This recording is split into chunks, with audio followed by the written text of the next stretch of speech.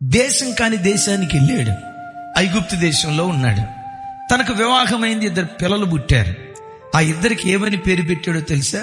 పెద్దోడికి మనష్షే, రెండో వాడికి ఎఫ్రాయిము అని పేరు పెట్టాడు. మనష్షే అనే పేరు ఎందుకు పెట్టాడంటే, నా తండ్రి ఇంటి నుంచి వచ్చేటప్పుడు నాకెన్ని బాధలున్నాయో సమస్త బాధలు మరిచిపోయేటట్లుగా దేవుడు చేశాడు. ఎఫ్రాయిం అనే పేరుకున్న అర్థం ఏంటో తెలుసా? బాధ నొందిన దేశంలో దేవుడు నన్ను అభివృద్ధి పరిచాడు. 2 పేరుల దగ్గర దేవుడు అనే మాట వినబడుతుంది.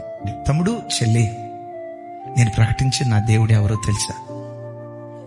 ఏ ఇంటిలో బాధలు అనుభవిస్తావో, బాధలు అనుభవించిన ఇంటిలోనే దేవుడు నిన్ను అభివృద్ధి పరుస్తాడు. నువ్వు నిజదేవుని దగ్గరకు వచ్చినందుకు ఎగతాళిగా, అవమానకరంగా, అవహేళన చేస్తూ మాట్లాడతారే, రే క్రైస్తవ కుక్క, బ్రిటిష్ వాళ్ళ సొమ్ముకు అమ్ముడు పోయిన క్రైస్తవ కుక్క, నోటుకొచ్చినట్టు మాట్లాడతారే.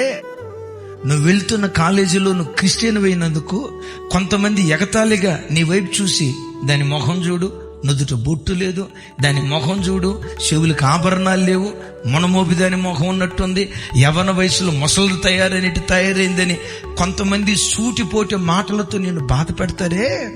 ఏ ఇంటిలో బాధపడతావో, ఏ ఉద్యోగ స్థలములో బాధను అనుభవిస్తావో, ఏ అత్తామామల మధ్యలో బాధను అనుభవిస్తావో, ఏ బంధువుల మధ్యలో బాధను అనుభవిస్తావో, ఏ రక్త సంబంధికుల మధ్యలో బాధను అనుభవిస్తావో, ఏ సేవకుల మధ్యలో నువ్వు బాధను అనుభవిస్తావో, బాధ నొందిన చోటే నిన్ను భాగ్యవంతురాలిగా మార్చేవాడు నేను ప్రకటించే ప్రభు అయిన యేసుక్రీస్తు.